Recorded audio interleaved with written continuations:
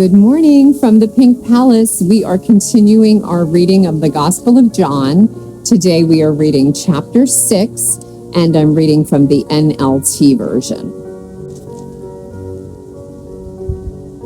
Jesus feeds the 5,000. After this, Jesus crossed over to the far side of the Sea of Galilee, also known as the Sea of Tiberias. A huge crowd kept following him wherever he went, because they saw his miraculous signs as he healed the sick.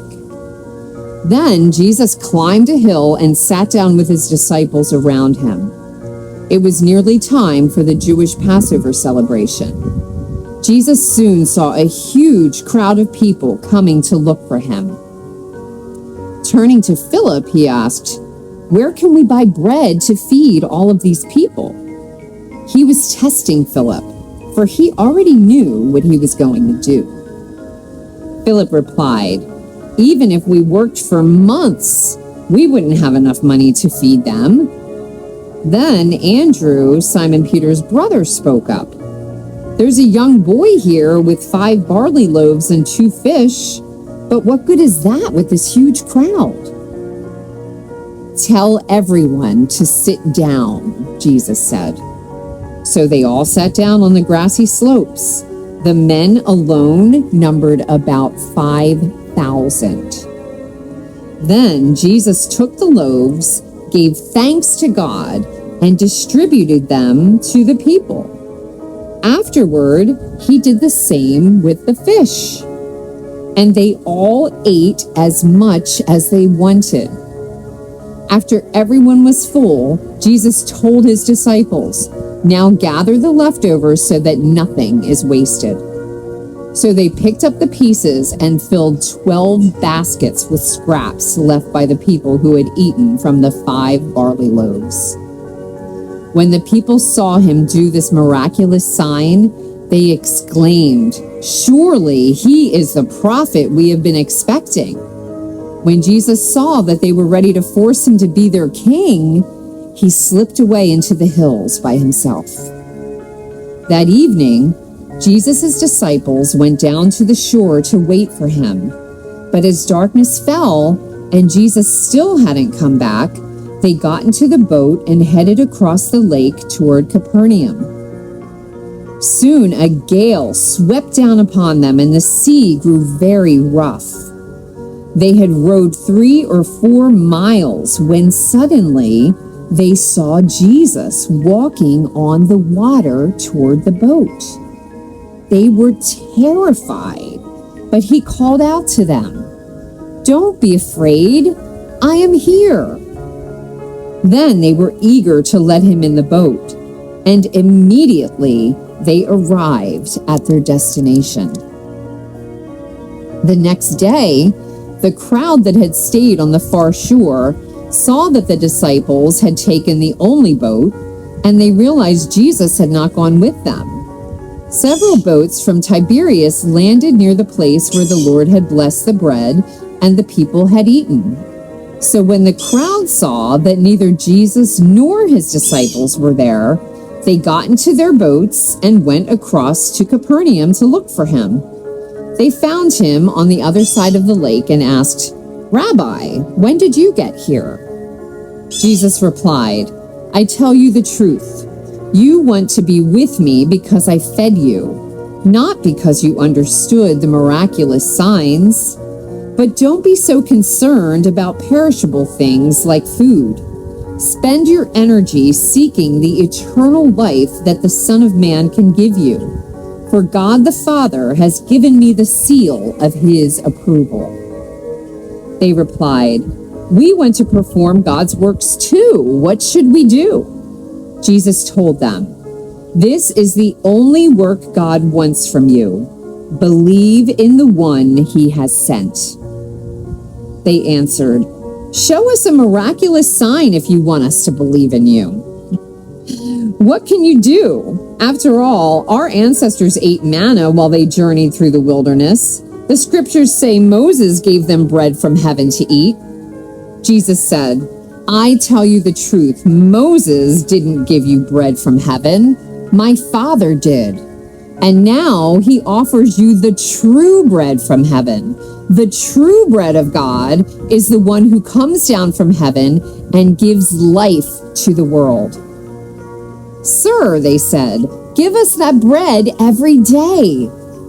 Jesus replied, I am the bread of life. Whoever comes to me will never be hungry again. Whoever believes in me will never be thirsty. But you haven't believed in me, even though you have seen me. However, those the Father has given me will come to me, and I will never reject them. For I have come down from heaven to do the will of God who sent me, not to do my own will. And this is the will of God, that I should not lose even one of all those he has given me, but that I should raise them up at the last day. For it is my Father's will that all who see his Son and believe in him should have eternal life. I will raise them up at the last day. Then the people began to murmur in disagreement because he said, I am the bread that came down from heaven. They said, isn't this Jesus, the son of Joseph? We know his father and mother. How can he say, I came down from heaven? But Jesus replied, stop complaining about what I said, for no one can come to me unless the Father who sent me draws them to me. And at the last day, I will raise them up. As it is written in the scriptures, they will all be taught by God. Everyone who listens to the Father and learns from him comes to me. Not that anyone has ever seen the Father, only I, who was sent from God, have seen him. I tell you the truth. Anyone who believes has eternal life. Yes, I am the bread of life. Your ancestors ate manna in the wilderness, but they all died. Anyone who eats this bread will live forever. And this bread, which I will offer so the world may live, is my flesh. Then the people began arguing with one another about what he meant. How can this man give us his flesh to eat? They asked. So Jesus said again, I tell you the truth. Unless you eat the flesh of the Son of Man and drink his blood, you cannot have eternal life within you. But anyone who eats my flesh and drinks my blood has eternal life, and I will raise that person at the last day. For my flesh is true food, and my blood is true drink. Anyone who eats my flesh and drinks my blood remains in me, and I in him. I live because of the living Father who sent me. In the same way, anyone who feeds on me will live because of me. I am the true bread that came down from heaven.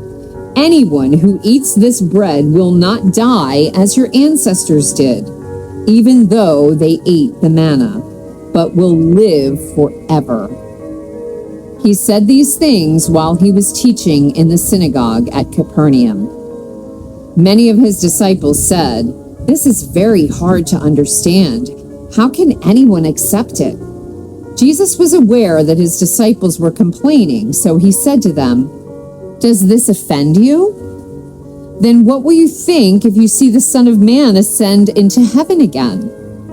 The Spirit alone gives eternal life. Human effort accomplishes nothing. And the very words I have spoken to you are spirit and life. But some of you do not believe." For Jesus knew from the beginning which ones didn't believe, and he knew who would betray him. Then he said, "That is why I say that people can't come to me unless the Father gives them to me." At this point, many of his disciples turned away and deserted him. Then Jesus turned to the 12 and asked, Are you also going to leave? Simon Peter replied, Lord, to whom would we go? You have the words that give eternal life. We believe and we know you are the Holy One of God. Then Jesus said, I chose the 12 of you, but one is a devil. He was speaking of Judas, son of Simon Iscariot, one of the 12, who would later betray him. That is the Gospel of John, chapter 6. Thank you so much for joining me today, you guys. Have a wonderful day. I'll see you back here tomorrow, and we will read John chapter 7. Mwah.